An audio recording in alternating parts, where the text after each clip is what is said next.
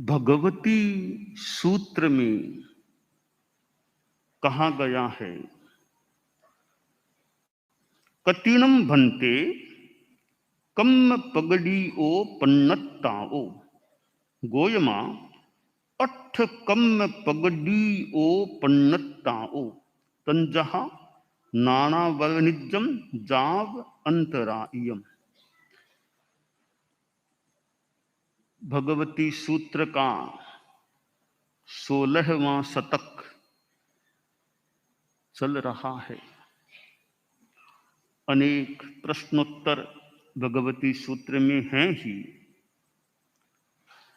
और यहां तीसरे उद्देशक में प्रश्न किया गया है कि कर्म प्रकृतियां कितनी होती हैं। तो हमारे लिए बहुपरिचित बात है। गौतम 8 कर्म प्रकृतियां प्रज्ञप्त हैं, जैसे ज्ञानावरणीय यावत अंतराय, आंतरायिक 8 कर्म जो जीव के साथ संसारी अवस्था में अपनी अपनी स्थिति के अनुसार जुड़े हुए रहते हैं। यह कर्मवाद का जो सिद्धांत है, जैन दर्शन का तो एक प्रमुख सिद्धांत है कर्मवाद। आत्मवाद है तो फिर कर्मवाद है। आत्मवाद और कर्मवाद ये दोनों अध्यात्म से जुड़े हुए सिद्धांत हैं। प्रत्यक्षतः मानो अध्यात्म से, साधना से जुड़े हुए हैं।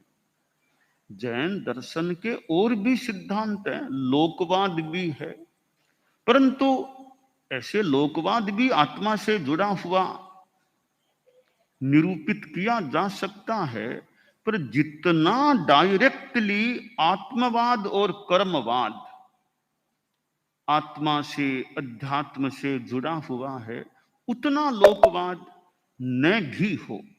बाकी तो बात को जोड़ा जा सकता है।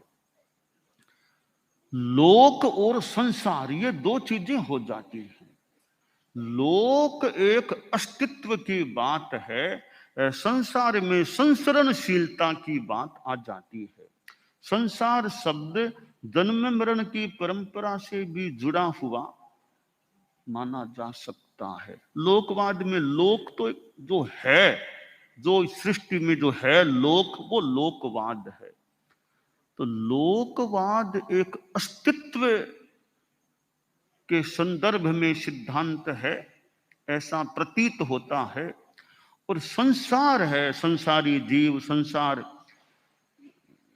की संसार से मुक्ति हो जाए, यह एक जन्म मरण की परंपरा से संबद्ध बात हो जाती है। 8 कर्म जो भगवती सूत्र में बताए गए हैं, उनका जीव के पर्याय परिवर्तन में भी बड़ा योगदान होता है।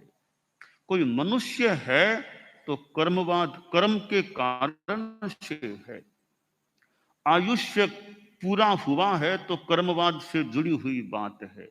आगे कहां जाएगा, कर्मवाद से जुड़ी हुई बात है। कोई विद्वान है तो क्यों है, कर्मवाद से जुड़ी हुई बात है। मंद बुद्धि है तो क्यों है, साधुपना है तो क्यों है, मूढ़ता है तो क्यों है। ये सारी बातें हमारे जीवन की, हमारी आत्मा की कर्मवाद से जुड़ी हुई है। परंतु कोई कह दे यह भव्य है तो क्यों है, अभव्य है तो क्यों है, ऐसा प्रतीत होता है। भव्य क्यों है और अभव्य जीव क्यों है, इसका कर्मवाद के साथ कोई लेना देना नहीं है। कोई कर्म का प्रभाव इस चीज में नहीं है, ऐसा प्रतीत होता है। कि कोई अभव्य है, सोचे भयंकर पाप कर्म किए थे इसलिए अभव्य बन गया, ऐसी कोई बात नहीं है। यह भव्य जीव है, बहुत धर्म किया था इसलिए भव्य बन गया, ऐसी कोई बात नहीं है। जीव के भव्य और अभव्य होने में न तो कर्म का कोई हाथ है, न कोई हमारे हाथ की बात है कि अभव्य को भव्य बना दें। यह हमारे हाथ की बात है ही नहीं। किसी गृहस्थ को साधु बना दें, यह तो फिर भी किसी रूप में हमारे हाथ की बात हो सकती है। किसी मिथ्यात्वी को सम्यक्त्वी बना दें, यह संतों के हाथ की बात कुछ अंशों में मान लो हो सकती है। पर किसी अभव्य को भव्य बना देना किसी साधु के हाथ की बात नहीं। आसाधना न हो, परम प्रभु तीर्थंकर के भी हाथ की बात नहीं होती है। किसी अभव्य को वे भव्य बना दे। अभव्य को भव्य बनाना तो दूर, श्रेणी को नरक में जाना था, उसको भी नहीं टाला जा सका। तो हमें हमारे साधु साध्वियां समणियां विस्थित हैं। यह एक बात है कि जो नियतिवाद की बात आती है, नियतिवाद का एक सक्षम उदाहरण है, वो है भव्यत्व और अभव्यत्व। पुरुषार्थवाद यहां एकदम अप्रभावी, कोई पुरुषार्थ काम नहीं करता। यह नियति और पुरुषार्थ को समझने के लिए कि पुरुषार्थ की एक सीमा है। नियति का जहां नितांत क्षेत्र है, वहां पुरुषार्थ कोई काम नहीं कर सकता। और उसका उदाहरण है कि भव्यत्व और अभव्यत्व। यह नितांत मानो नियतिवाद है। यह एक अनादि पारिणामिक भाव है कि यह जीव अनादि काल से भव्य है, यह जीव अनादि काल से अभव्य है। यह कोई पुरुषार्थ से नहीं होता है भव्य अभव्य, यह नियति से है। तो है कि क्यों है, बस अनादि पारिणामिक भाव इस जीव का ऐसा ही है कि यह भव्य है, और अनादि पारिणामिक भाव ऐसा ही है कि यह जीव अभव्य है।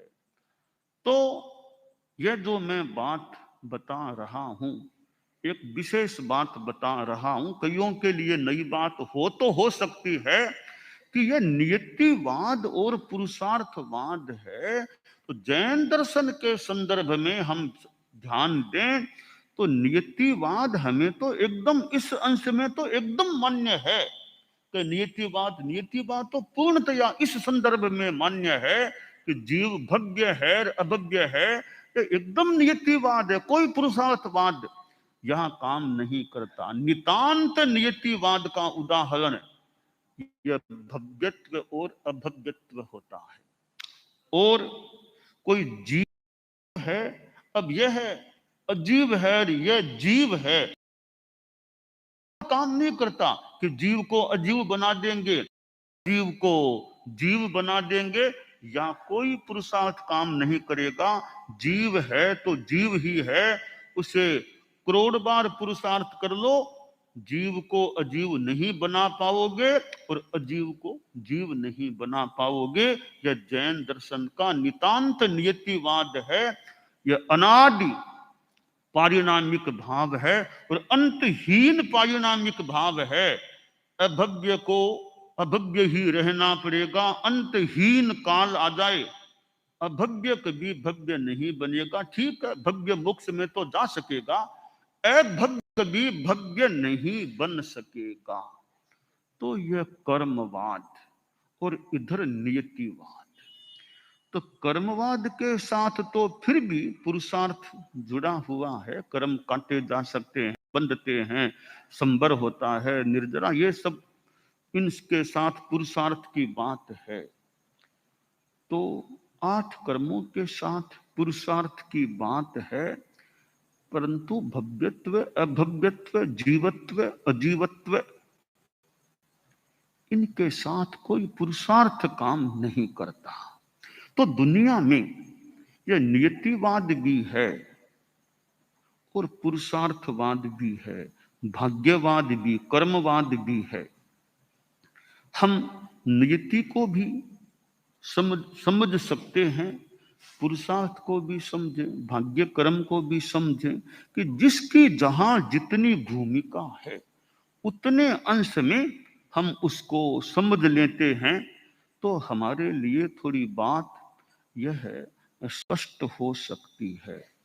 अब भगवान ऋषभ ने फरमा दिया कि मरीचि की तीर्थंकर बनेगा।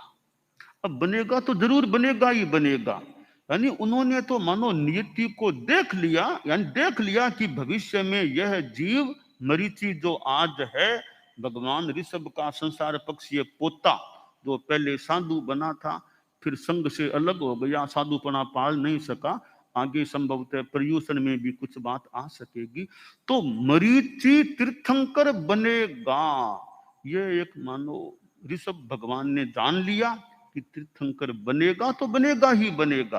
केवली ने जान लिया है यह जीव अमुक समय में मोक्ष जाएगा तो जाएगा ही जाएगा, भले बीच में नरक में चला जाए, सातवें नरक में चला जाए, आखिरकार वो वैसी घटना घटेगी कि वो जीव उस समय में मानो मोक्ष जाएगा ही जाएगा। ये मानो नियति है। वरना अब ऋषभ भगवान के फरमाने के बाद तो मरीचि ने कहां कहां की यात्रा कर ली, परम प्रभु महावीर की आत्मा कहां कहां चली गई, पर आखिरकार तीर्थंकर बन ही गई। तो भगवती सूत्र में यह जो 8 कर्म की बात आई है वो हमारे लिए वैसे सामान्य सा विषय है, 8 कर्मों की बात है। हम इस कर्मवाद के द्वारा थोड़ा इस गहराई में अगर कुछ प्राप्त कर सकें और जा सकें, कौन से कर्म की निर्जरा हम कैसे करें, किस कर्म की निर्जरा कैसे, कौन सा कर्म कैसे बंधता है, यह तो हमारे तत्व ज्ञान में आगम में काफी आता है भी कि ऐसा करने से यह कर्म बंधता है। अब वो कर्म कैसे टूटे, तोड़ा कैसे जा सके, इस तरफ भी अगर हम अच्छा ध्यान दें, जैसे उदाहरण के लिए निश्चय में तो भगवान जाने, हम कल्पना कर लें, ध्यान दे लें कि ज्ञानावरणीय कर्म का उदय है, मान लो निकाचित उदय है तो है, फिर भी हम प्रयास करें कि ज्ञानावरणीय कर्म को मुझे कमजोर बनाना है, तो हम अनुप्रेक्षा करें, स्वाध्याय का प्रयास करें, ज्ञान के प्रति अहोभाव रखें, ज्ञान का सम्मान करें। अगर तुम ज्ञान का असम्मान करोगे तो फिर ज्ञानावरणीय कर्म की निर्जरा में कुछ कठिनाई संभवतः हो सकती है। तो ज्ञान की अवमानना नहीं करो, ज्ञान के प्रति सम्मान करो।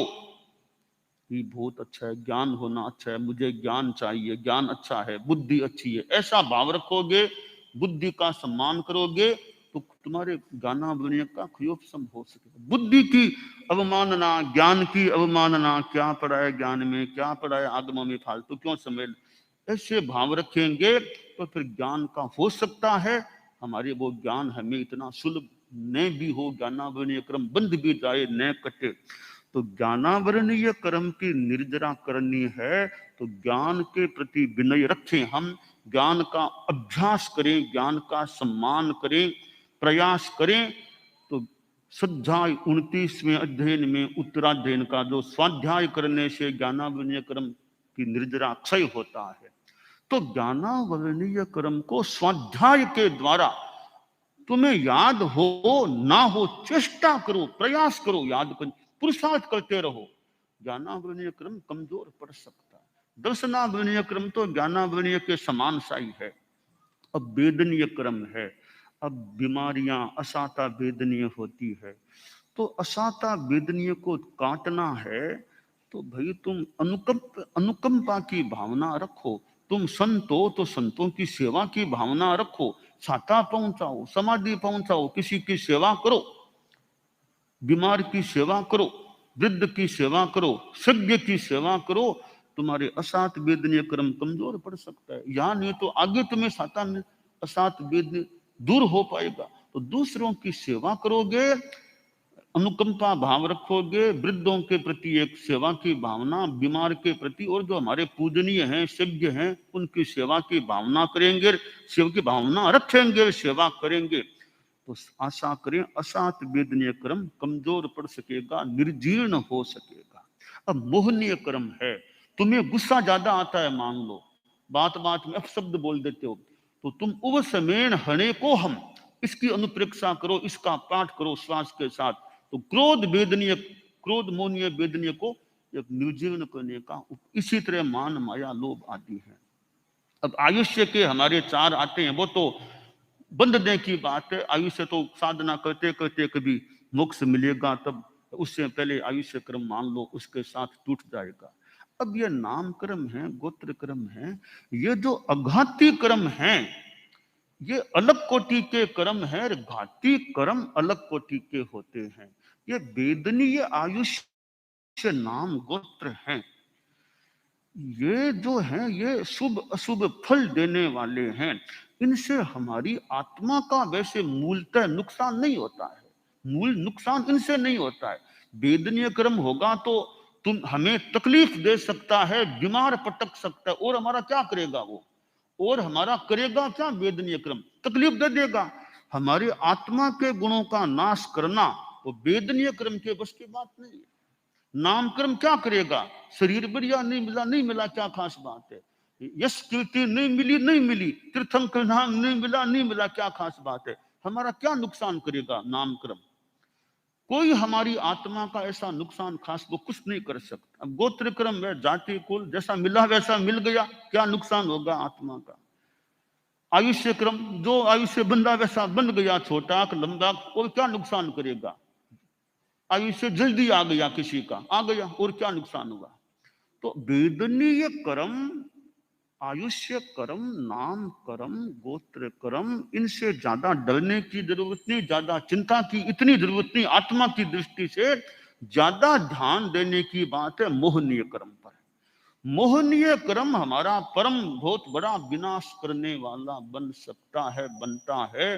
तो सबसे ज्यादा या तो मोहनीय कर्म या फिर ये ज्ञानावरणीय दर्शनावरणीय अंतराय हैं, ये भी हमारे आत्म गुणों का नाश करने वाले कर्म हैं। तो हमें घाती कर्मों को क्षीण करने पर, निर्जीर्ण करने पर ज्यादा ध्यान देना चाहिए। ज्ञान तो जरूरी है ही, वैसे वैसे है ही, वैसे साधना की दृष्टि से हमें मोहनीय कर्म का क्षयोपशम ज्यादा हो, ऐसा प्रयास करना चाहिए। दर्शन मोहनीय हमारा इतना क्षीण हो जाए, कमजोर पड़ जाए, या तो पूरा क्षीण हो जाए तो क्षायिक सम्यक्त्व है, नहीं तो मजबूत क्षयोपशम सम्यक्त्व प्राप्त हो जाए। तो दर्शन मोहनीय और चारित्र मोहनीय, यह मोहनीय क्रम। दर्शन मोहनीय कमजोर पड़ेगा तो सम्यक्त्व की निर्मलता, और सम्यक्त्व की निर्मलता में श्रद्धा रखें। जो तथ्य है वो कथ्य है, वो मेरा है, उसका मैं समर्थन करता हूं। तमेव सत्यम निसंकम जम हिम पवेयम, जो जिनेश्वर भगवान ने प्रवेदित किया है वह वही सत्य है, वह सत्य ही है, वह निसंक है। यह सच्चाई यथार्थ के प्रति हमारी श्रद्धा मजबूत होती रहे तो आशा करें सम्यक्त्व मजबूत हो सकेगा। और दूसरी बात है कसाय मंदता, हमारा कसाय प्रतनु हो, इसका प्रयास करें। तो सम्यक्त्व की पुष्टि से जुड़ी हुई थोड़ी बात, और तत्वबोध करते रहें, तत्व को समझने का प्रयास करें। अनाग्रह भाव से हम तत्व को समझने की चेष्टा करें, कहीं दुराग्रह नहीं, फालतू पकड़ नहीं, फालतू जिद नहीं। जिद है तो सच्चाई का हो भले, बाकी जहां समझने की बात है वहां हम जितने अनाग्रह बनेंगे, दुराग्रह को छोड़ेंगे, पूर्वाग्रह को छोड़ देंगे, फिर ज्ञान में आगे बढ़े, हमें अच्छी बात प्राप्त हो सकती है। तो सच्चाई को पाने के लिए आदमी को पूर्वाग्रह यानी दुराग्रह के रूप में पूर्वाग्रह मान लो, तो दुराग्रह नहीं होना चाहिए। अनाग्रह भाव से समझने की चेष्टा करें कि वो बात क्यों, ये बात क्यों। गलत है तो है, गलत को गलत भी कह सकते हैं, पर पहले समझें गलत है या नहीं। तुम्हारी बात गलत है या नहीं, ये पहले समझे अच्छी तरह, अनाग्रह भाव से समझें। फिर लगा गलत है तो कहने में क्या दिक्कत है, अवसर हो तो भी मेरी दृष्टि में तुम्हारी बात सही नहीं है, मिथ्या है मेरी दृष्टि में तुम्हारी बात। हम आगम को पढ़े, भगवान महावीर के जहां वक्तव्य आते हैं उनसे पूछा गया, वो ऐसा मानते हैं, यह बात कैसी कि ऐसा कहने वाले मिथ्या कहते हैं। स्पष्ट कहते हैं ऐसा कहने वाले मिथ्या कहते हैं, ऐसा नहीं कि शायद ठीक है, शायद नहीं, मिथ्या कहते हैं। वो एकदम स्पष्ट उद्घोष करते हैं भगवान महावीर, मिथ्यमते एवं महाहंसु, ये मिथ्या कहा है उन्होंने। तो हमारे साधु साधियां बैठे हैं कि नहीं, अनेक भगवान महावीर तो अनेकांतवाद को कहने वाले थे, उनको ऐसा कहना चाहिए था। उनकी बात भी ठीक है, हमारी बात भी ठीक है, यह सब जगह उनकी बात, यह बात इस दृष्टि से गलत है, मिथ्या है यह बात। तो अनेकांतवाद का यह मतलब नहीं कि मिथ्यावाद को भी सही बताना पड़ेगा, यह अनेकांतवाद नहीं, मिथ्या तो मिथ्या है। आचार्य भिक्षु को पढ़े, खैर वो तो फिर भी हम भगवान महावीर को ही सामने लाएं, वो तो सर्वज्ञ थे। तो आगम में अनेक जगह आता है मिथ्यम ते एव महांसु, उन्होंने मिथ्या कहा है। तो अनेकांतवाद का यह नहीं कि सर्वत्र हम सही मानना ही पड़ेगा हर बात को। तो यह जो कर्मवाद की बात आई है, हम कर्मवाद को, मैंने थोड़ा कैसे कर्म टूट सके, नियतिवाद क्या है, इसको थोड़ा प्रस्तुत करने का अपने वक्तव्य में प्रयास किया है। दानान सिद्धम अभय पयाणम सच्चे सुया अणवज्जं वयंती तवे सुया उत्तम बंभचेरम लोगुत्तमे समणेनाय पुत्ते।